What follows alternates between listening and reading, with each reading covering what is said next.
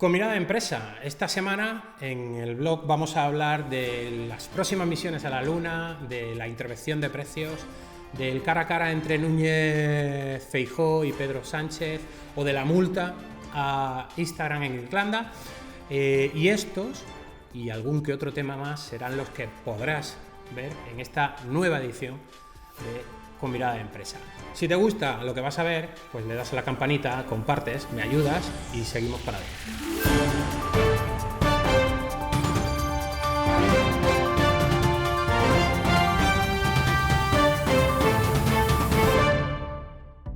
Los que tenemos hijos tenemos muy claro y estamos siempre con la mosca detrás de la oreja de que a ver qué es lo que están haciendo los peques con el móvil, a ver qué están viendo en Instagram o qué están viendo en TikTok, etcétera, etcétera. Y siempre tenemos, como te he dicho, la mosca detrás de la oreja con el tema de la seguridad y de la privacidad. Por eso me ha llamado mucho la atención esta semana la noticia de que Irlanda, el país donde paga Instagram sus impuestos, ha establecido a la red social una multa de 405 millones de euros por vulnerar, por trabajar de manera, digamos, demasiado fina el tema de la privacidad dentro de su red social. Y es que según la investigación realizada por la Comisión de Protección de Datos de Irlanda, Instagram ha permitido que chavales entre 13 y 17 años abran cuentas introduciendo número de teléfono y correo electrónico, para lo cual tienen que tener una mayoría de edad y por lo tanto han vulnerado un poco que esos menores tengan que compartir sus datos personales dentro de la red social y así quedar ciertamente expuestos a posibles personajes o personajillos que van buscando hacer daño a la gente joven. Además, a la hora de registrarte o de registrarse en Instagram, automáticamente el perfil aparecía como público, por lo que los chavales de entre 13 y 17 años que te he dicho, pues tenían que deshacer el entuerto y poner la cuenta en privada, cuando automáticamente para abrir un perfil de menores de edad debería, según la ley de protección de datos, aparecer como cuenta privada directamente, no entrar en pública y que sea el usuario, el chaval, el joven, el menor de edad, el que la pase a privada desde un perfil público creado. Estoy convencido de que Meta estará ya con sus abogados preparando un pleito para poder salir airoso de esta, pero también, como le ha picado el bolsillo, mientras tanto, estarán buscando ya la solución para que desde Facebook y desde Instagram se cuide mucho más estos pequeños detalles y no les vuelva a ocurrir. O eso me gustaría pensar, vamos. Una de las noticias que más me ha llamado la atención en este tiempo, en esta semana, ha sido la posible intervención de Bruselas a la hora de marcar precios al alza de todo lo que supone el gas ruso, ¿no? Debido a las continuas subidas del precio de la luz, del gas, etcétera, etcétera. Bruselas ya no ve disparatado eso de poner límites e intervenir los precios del gas ruso. Otra de las claves de la propuesta de Bruselas consiste en contener los picos de consumo. ¿Para qué hacemos esto? Lo que busca es reducir el consumo energético de electricidad, sobre todo en esos picos de consumo más elevados donde la electricidad alcanza el precio más alto. De esta forma lo que conseguiremos será abaratar las facturas. Estas medidas están siendo evaluadas en esta semana por los 27 de la Unión Europea, pero lo que sí está dejando claro esta noticia es que se está empezando a tocar líneas rojas que en Europa había, como la intervención de los precios, que antes no se tocaban, y eso ya es síntoma de algo preocupante. Si tiramos de refranero, al final esto sería un poco que a grandes males, grandes remedios, ¿no? Y ya lo que se está haciendo en España, pues desde Europa se está viendo la necesidad de tomar medidas especiales para situaciones especiales como las que estamos viviendo, con toda la problemática de la luz, la electricidad, el gas, por el que estamos pasando en toda Europa. La noticia política de la semana no ha sido otra que el cara a cara entre Sánchez, nuestro presidente del gobierno, y el líder de la oposición, Alberto Núñez Feijóo, en el Congreso del Senado. Más allá de lo que haya podido ocurrir en temas de noticias que hayan salido, hay un tema que realmente me ha parecido un poco preocupante a raíz de ese cara a cara que han tenido los dos líderes de los principales partidos políticos de nuestro país. Me refiero a ese lenguaje bastante agresivo que ha tenido el presidente del gobierno durante todo ese debate, en el que ha intentado, con ese lenguaje, con esa forma de comunicar agresiva, atacar al perfil o a la marca que está creando Núñez Feijóo como hombre de Estado dentro de su estrategia de comunicación al frente del Partido Popular y para luchar por conseguir la presidencia del gobierno. Esta conducta agresiva de Pedro Sánchez también se dejó ver bastante en la parte de agresión a medios de comunicación, a empresas, sobre todo preparando lo que parece que se va a convertir en los eslóganes de mítines que, debido a la cercanía con las elecciones generales que vamos a tener en el 2023, ya parece que se van preparando en los partidos políticos. Por desgracia, lo que nos deja claro esto es que, y este debate en concreto, es la imposibilidad de llegar a acuerdos entre los dos principales partidos de la oposición. No va a haber acuerdos porque lo que impera por encima de todo, tanto en uno como en otro, es hacer propio lo que buscan y siempre decir que el otro no lleva la razón. Y eso, tal y como está la situación, con la incertidumbre económica, con los problemas que estamos atravesando, con la inflación, con todo lo que viene, gas, luz, otoño caliente o supercaliente, es un problema muy real. En definitiva, el resumen del debate entre Feijóo y Sánchez podríamos definirlo o resumirlo en dos palabras: España pierde. Es muy posible que en los últimos tiempos hayas oído a alguien o que tengas algún amigo que se ha decidido a lanzar un podcast.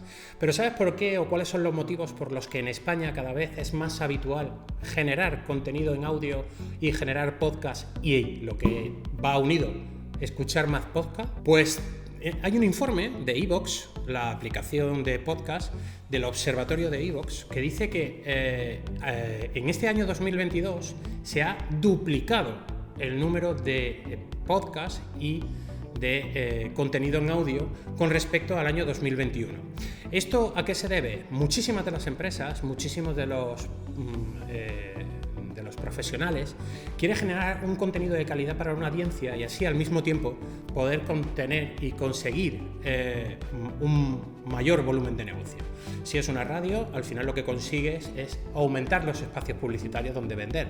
Si es un profesional, como puedo ser yo, como puede ser cualquiera de los muchos profesionales que hay que se dedican a la formación o a cualquier tema relacionado con el mundo digital, por ejemplo, consigue a través de los podcasts generar una audiencia, aumentar el volumen de audiencia y al final conseguir que tener un mayor número de seguidores y un mayor número de posibles clientes y de potenciales clientes. ¿Y cuál es el perfil de la gente que escucha un podcast? Pues según el estudio del Observatorio iVoox, el perfil del oyente está entre los 26 y 64 años y sobre todo es un perfil muy universitario y activo laboralmente. Así que si estás pensando en lanzar un podcast, ya sabes lo que tienes que hacer. Piensa en ese tipo de gente. ¿Por qué escuchamos podcast? Porque es muy cómodo.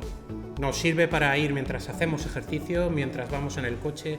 La radio convencional sigue teniendo tirón, pero escuchar contenido especializado que nos ayude a mejorar en nuestro día a día, a aumentar nuestro conocimiento en un tema en concreto o simplemente a escuchar temas que realmente nos interesan es lo que ha hecho que estos mini programas especializados de contenido en audio hayan crecido más del doble, según este Observatorio iVoox, en el último año. Por último, te cuento que este informe destaca que más del 57% de la gente que ha participado en el informe está dispuesta a pagar. Es decir, la monetización de un podcast cada vez es más normal y cada vez la gente está acostumbrándose a pagar igual que paga en cualquier plataforma de vídeo de las que estamos acostumbrados. Con mirada de empresa, esta semana en el blog vamos a hablar de las próximas misiones a la Luna, de la intervención de precios, del cara a cara entre Núñez Feijóo y Pedro Sánchez o de la multa a Instagram en Irlanda. Y estos y algún que otro tema más serán los que podrás ver en esta nueva edición de Con Mirada de Empresa. Si te gusta lo que vas a ver, pues le das a la campanita, compartes, me ayudas y seguimos para adelante.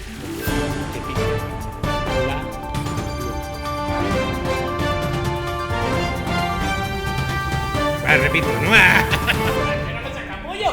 los que tenemos hijos tenemos muy claro y estamos siempre con la mosca detrás de la oreja de que a ver qué es lo que están haciendo los peques con el móvil, a ver qué están viendo en Instagram o qué están viendo en TikTok, etcétera, etcétera. Y siempre tenemos, como te he dicho, la mosca detrás de la oreja con el tema de la seguridad y de la privacidad. Por eso me ha llamado mucho la atención esta semana la noticia de que Irlanda, el país donde paga Instagram sus impuestos, ha establecido a la red social una multa de 405 millones de euros por vulnerar, por trabajar de manera, digamos, demasiado fina el tema de la privacidad dentro de su red social. Y es que según la investigación realizada por la Comisión de Protección de Datos de Irlanda, Instagram ha permitido que chavales entre 13 y 17 años abran cuentas introduciendo número de teléfono y correo electrónico, para lo cual tienen que tener una mayoría de edad y por lo tanto han vulnerado un poco que esos menores tengan que compartir sus datos personales dentro de la red social y así quedar ciertamente expuestos a posibles personajes o personajillos que van buscando hacer daño a la gente joven. Además, a la hora de registrarte o de registrarse en Instagram, automáticamente el perfil aparecía como público, por lo que los chavales de entre 13 y 17 años que te he dicho, pues tenían que deshacer el entuerto y poner la cuenta en privada, cuando automáticamente para abrir un perfil de menores de edad debería, según la Ley de Protección de Datos, aparecer como cuenta privada directamente, no entrar en pública y que sea el usuario, el chaval, el joven, el menor de edad, el que la pase a privada desde un perfil público creado.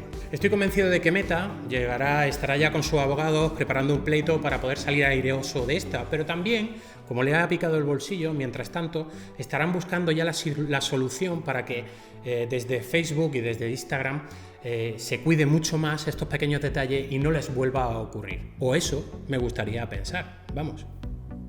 Una de las noticias que más me ha llamado la atención en este tiempo, en esta semana, ha sido la posible intervención de Bruselas a la hora de marcar precios al alza de todo lo que supone el gas ruso, ¿no? Debido a las continuas subidas del precio de la luz, del gas, etcétera, etcétera.